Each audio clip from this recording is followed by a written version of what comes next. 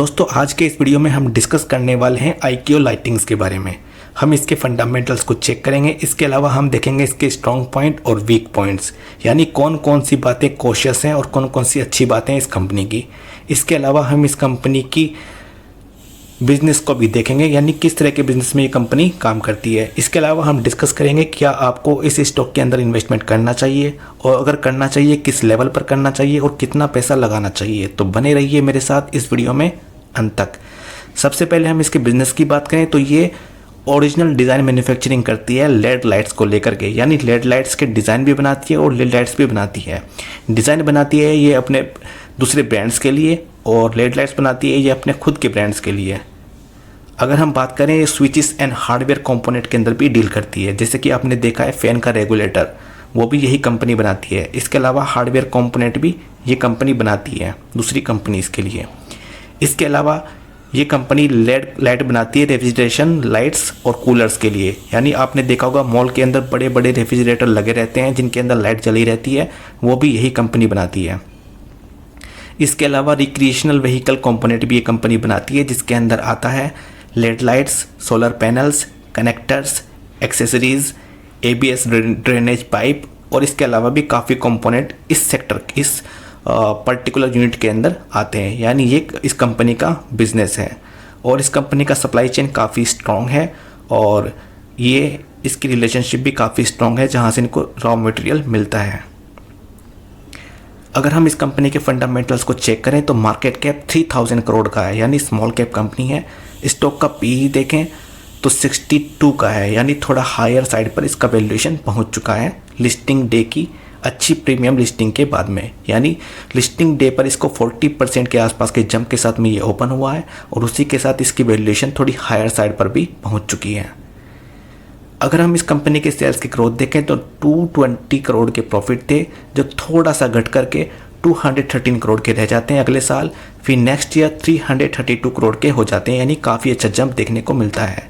वहीं प्रॉफिट की ग्रोथ देखें तो 21 करोड़ के थे, उसके बाद में थोड़ा सा बढ़ते हैं 29 करोड़ के हो जाते हैं और उसके बाद में काफ़ी अच्छा जंप आता है 51 करोड़ के हो जाते हैं। यानी IPO लाने से पहले इनके प्रॉफिट काफ़ी अच्छे बढ़ते हुए देखने को मिले। तो क्या ये कोइंसिडेंस है या फिर कंपनी ने जानबूझकर अच्छे प्राइस पर IPO लाने के लिए इस प्रॉफिट को बढ़ाया गया है। तो ये देखने को मिलेगा हमें आने वाले कुछ क्वार्टर्स में। अगर हम कंपाउंडेड प्रॉफिट की ग्रोथ देखें तो 75% की है और स्टॉक के CAGR देखें तो कुछ देखने को नहीं मिलता है, क्योंकि मार्केट में लिस्ट हुए अभी इसको एक दिन ही हुआ है। अब बात करते हैं इस कंपनी के अंदर कॉशियस पॉइंट की। दूसरा कॉशियस पॉइंट जो बनता है इस कंपनी के अंदर वो है बोरोइंग। पहला कॉशियस पॉइंट जो बनता है कि हमें पता नहीं इस कंपनी के प्रॉफिट स्टेबल हैं कि नहीं है, क्योंकि IPO आने से पहले काफ़ी अच्छे प्रॉफिट बढ़े हैं। तो क्या वो आगे भी बढ़ सकते हैं या नहीं, ये आने वाले क्वार्टर में देखने को मिलेगा। दूसरा जो कॉशियस पॉइंट है वो है बोरोइंग। पहले इस कंपनी के ऊपर 57 करोड़ का कर्ज था, जो बढ़कर के 79 करोड़ का हो जाता है और अभी वो 116 करोड़ का हो चुका है। यानी इस कंपनी के ऊपर डेट लगातार बढ़ रहा है।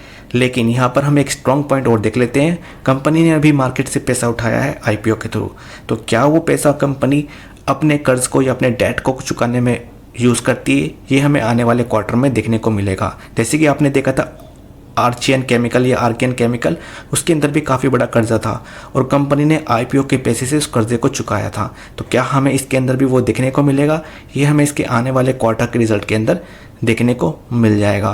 तो हम उस पर भी अपनी नज़र रखेंगे। कर्जा कम होता है तो ये अच्छी बात है और कर्जा बढ़ता जाता है तो ये कॉशियस पॉइंट बन जाएगा। इसके बाद में शेयर होल्डिंग पैटर्न देखें तो 72% के आसपास की होल्डिंग प्रमोटर की है। म्यूचुअल फंड के पास 3% के आसपास की हिस्सेदारी है। डोमेस्टिक इंस्टीट्यूशन के पास 4% की हिस्सेदारी है। वहीं FIIs के पास 5% की हिस्सेदारी है और बाकी इसके अंदर पब्लिक है। शेयर होल्डिंग पैटर्न भी काफ़ी अच्छा देखने को मिलता है। अब बात करते हैं कि क्या आपको इसके अंदर इन्वेस्टमेंट करना चाहिए और कितना करना चाहिए और किस लेवल पर करना चाहिए। दोस्तों कंपनी का जो बिजनेस है काफ़ी प्रॉमिसिंग देखने को मिलता है। इसके अलावा शेयर होल्डिंग पैटर्न्स भी काफ़ी अच्छा है। इसके अलावा पिछले ईयर की हम प्रॉफिट की ग्रोथ देखें तो काफ़ी शानदार है, यानी लास्ट 1 ईयर में इसने प्रॉफिट की ग्रोथ काफ़ी अच्छी देखने को मिलती है, 75% के आसपास की है। तो ये सारे पॉइंट्स बन जाते हैं कि हम इसके अंदर हिस्सेदारी ले सकते हैं। वहीं डेट को लेकर के हम थोड़ा कोशियस हैं और आने वाले क्वार्टर में क्या वो प्रॉफिट की ग्रोथ मेंटेन रहती है वो भी हम कोशियस हैं, क्योंकि न्यूली लिस्टेड कंपनी है और ये सारे कोशियस पॉइंट भी हैं, तो हम ज़्यादा इन्वेस्टमेंट नहीं करेंगे। हम अपने पोर्टफोलियो का मैक्सिमम 1% देंगे या फिर 8 to 10,000 रुपीज़ लगा करके चलेंगे। अब बात करते हैं कि कैसे इन्वेस्टमेंट करना है। तो आपको 3 से 4 इंस्टॉलमेंट में पैसे लगाने हैं और मिनिमम 3 इंस्टॉलमेंट तो लगाने ही हैं। यानी थोड़ा सा करेक्शन मिलता है, आप पहला इंस्टॉलमेंट लगा सकते हैं, दूसरा कनेक्शन मिलता है सेकंड इंस्टॉलमेंट लगा सकते हैं, क्योंकि अभी कंपनी की जो वैल्यूएशन है वो भी थोड़ी हायर साइड पर हो चुकी है। तो जो पहला बाइंग लेवल इस कंपनी का हो सकता है वो हो सकता है 402 रुपीज़ का, यहाँ पर आपको मिलता है, तो आप छोटा मोटा इन्वेस्टमेंट कर सकते हैं। दूसरा बाइंग लेवल जो इस स्टॉक का होने वाला है वो होने वाला है 395 या 397 का। लेकिन अगर ये 395 को तोड़ करके नीचे क्लोजिंग दे देता है तो आने वाले दिनों में इसके अंदर और भी गिरावट देखने को मिल सकती है, लेकिन उसके चांसेस बहुत ही कम हैं। उसका सीधा सा रीज़न है बुल रन, क्योंकि अभी हम बुल रन के अंदर हैं। तो ये हो जाता है एग्रेसिव इन्वेस्टर का अप्रोच। यानी अगर आप एग्रेसिव इन्वेस्टर्स हैं, पहली बाइंग 402 पर और दूसरी बाइंग 395 के आसपास आप कर सकते हैं। लेकिन अगर आप एग्रेसिव नहीं हैं तो अभी आप 2-3 दिन इस स्टॉक को कूल डाउन होने दें, यानी अभी इन्वेस्टमेंट ना करें। जैसे ही ये कंपनी का चार्ट थोड़ा और विजिबल हो जाता है, क्योंकि अभी हमारे पास कुछ खास चार्ट देखने को नहीं मिलता है, 2 चार्ट अच्छे से बनता है तो उसके हिसाब से फिर हम इसके न्यू बाइंग लेवल को डिस्कस कर लेंगे। अभी आप इसको ऊपर या नीचे जाने दें, कोई भी ग्रिड के अंदर बाइंग ना करें। हालांकि इसके अंदर एक और चीज़ है कि अभी कल इसके अंदर काफ़ी बड़ी पार्टियों ने माल भी उठाया है, तो आने वाले दिनों में ये एक्सपेक्टेशंस हैं कि ये अच्छा मोमेंटम दिखा सकता है। लेकिन फिर भी अगर आप एग्रेसिव नहीं हैं तो अभी वेट एंड वॉच करें। तो दोस्तों इस वीडियो में इतना ही। वीडियो पसंद आया है तो लाइक कर दीजिएगा, चैनल को सब्सक्राइब कर दीजिएगा और बेल आइकन को हिट करना तो भूलिएगा ही मत। तो दोस्तों अभी के लिए बाय बाय।